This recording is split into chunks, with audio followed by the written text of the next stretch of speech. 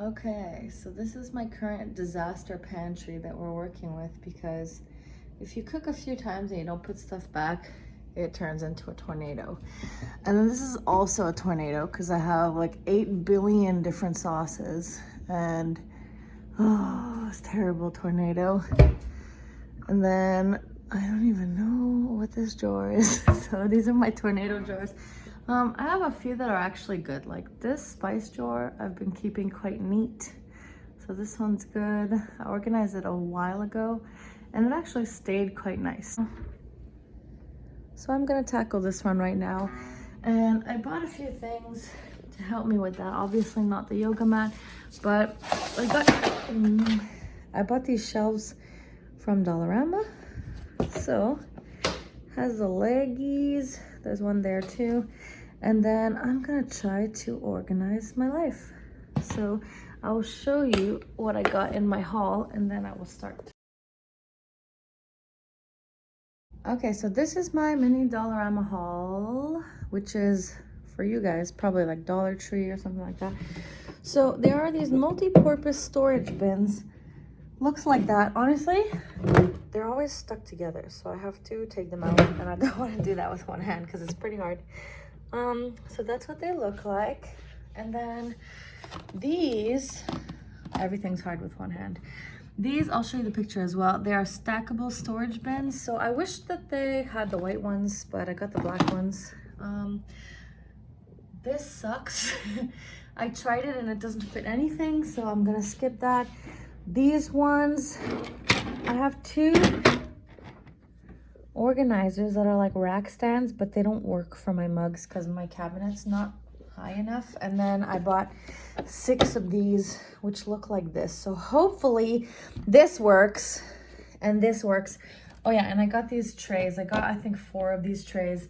So I'm gonna check out what happens and see if it works. And this is what we're working with right now.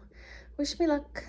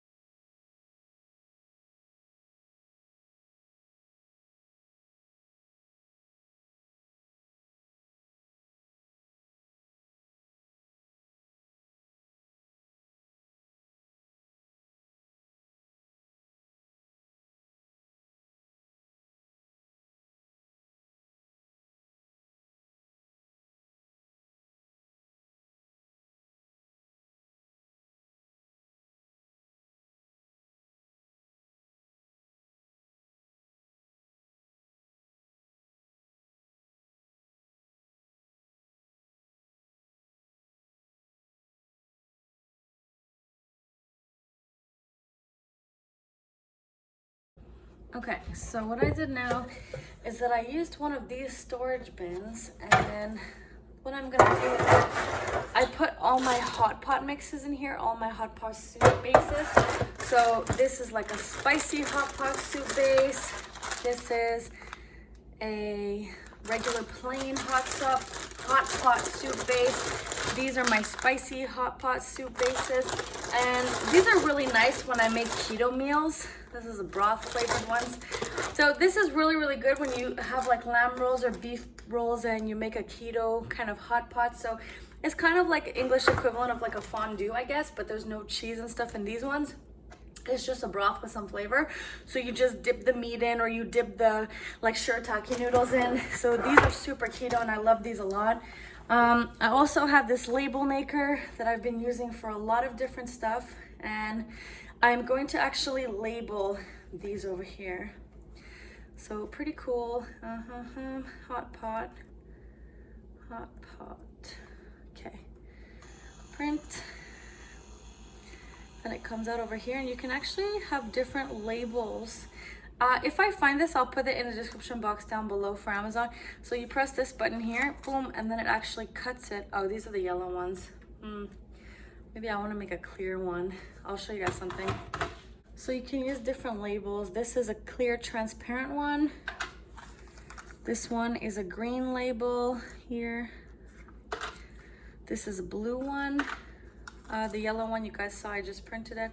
This is a white plastic one that has black writing on it, and this is a red plastic one. So I'll show you guys. This is the one I typically use.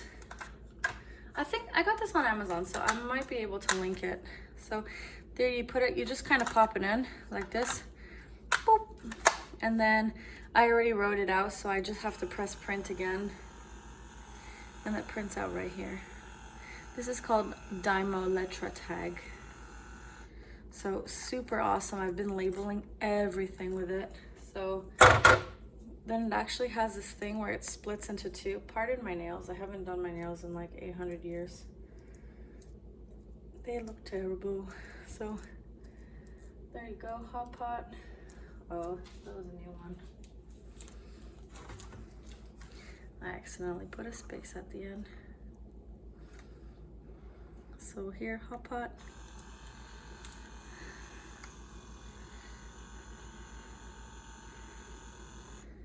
Okay, press the button, it comes out nicely cut. It splits into two, so it's very easy to take off. You don't have to struggle with it. And put it up here. No, I'll put it down here, hot pot. So that will be for all my hot pot stuff there. I will move these. Okay, so far my second little box is going to be a bunch of curries. My honey loves to eat curry. These are different kinds of Japanese curries. So this is a hot one. One of our favorites is the golden curry, which actually happens to be this one all the way at the bottom. Extra spicy, extra hot golden curry. Super easy to make this in the Instant Pot. And I'm just gonna put this one on top because this one's already open. So, okay. So my curries are here. This is a Japanese curry. This is already in a saucy mix. You just put it directly on the rice. This is some dashi. Some of you guys know it's kind of like a soup stock with fish. Then we have some rice seasonings here. The honey likes fried rice too. And then we got these ones here. They're just kind of like, this is one for dumplings, one for ginger, and there's usually a wasabi one, but we make our own wasabi now with the powder. And then this is a miso soup stock and some wakame seaweed. So those are kind of like my Asian inspired dish things. I need to figure out how to maximize that space in the back. And also I have these dipping sauces for the hot pot stuff, but I really don't like these, and neither does he. So I might actually just get rid of them or give them away to somebody. I'm gonna print some labels. Japanese curry.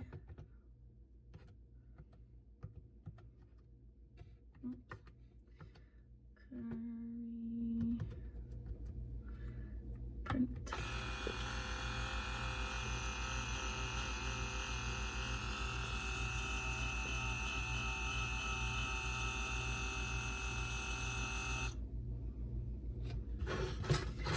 Okay.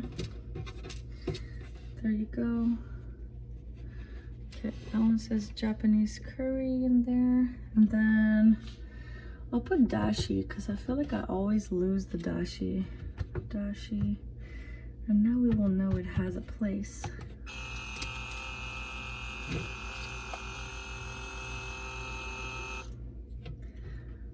And then I'm also gonna put the miso there. Oops, where did this go? And I'm gonna label miso on there too. Miso soup. Oops. Soup base.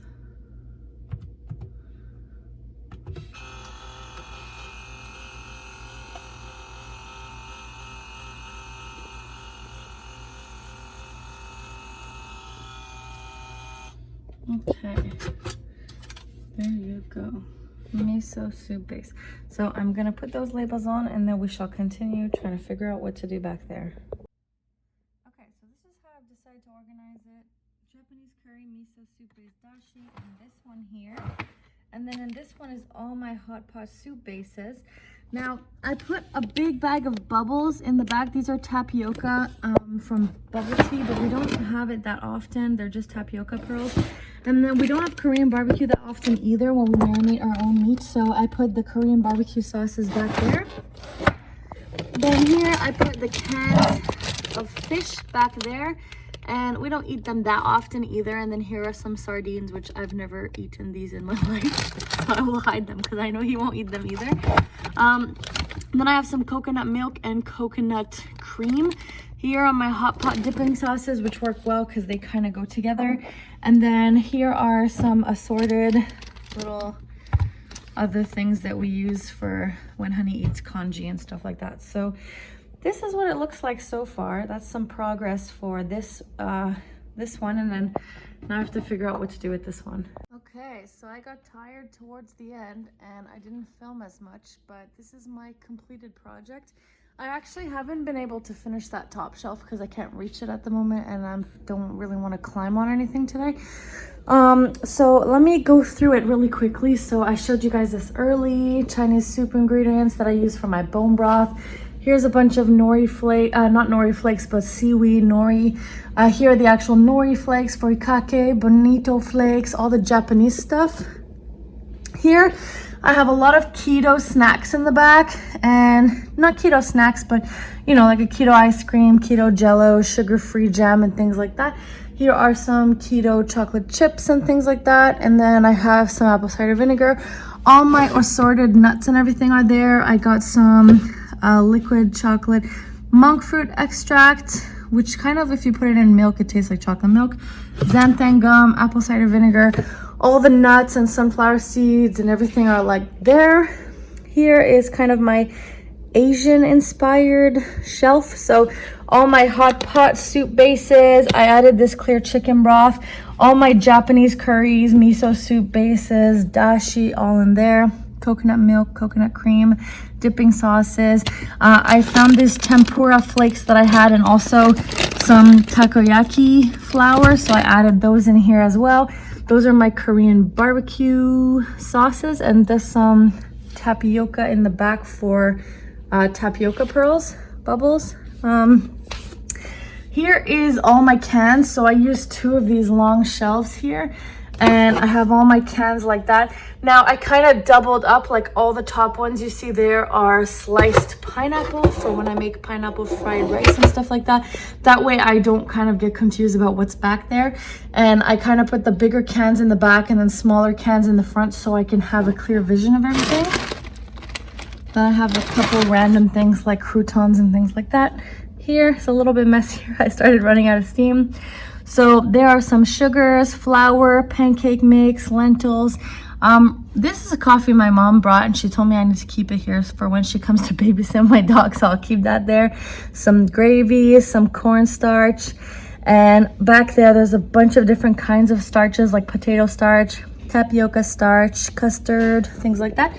And then last but not least is kind of, obviously I got tired here, so there's 2 giant jugs of soy sauce, some quinoa back there, and then there's almond flour, coconut flour, little assorted box of baking stuff like food coloring and everything, some oatmeal back there, and I put them way back there because I don't use that at all. So progress, a little bit less of a tornado than before. This is by far my favorite shelf, but that's what happens when you have a bunch of the same thing. It just looks really nice. So that is my video for today. I will continue part 2, which will be this disaster and how to organize all my different types of sauces. That will be part 2, and I will continue with these organization videos. So if you like this as part of my staying at home during lockdown and figuring out what to do with my life, then you can subscribe to my channel on top of fasting motivation and things like that, and updating about my pregnancy. I'm also going to be doing some organization videos, which is good for fasting and also for nesting if you guys are pregnant mamas as well. Okay, so there we go. Boom.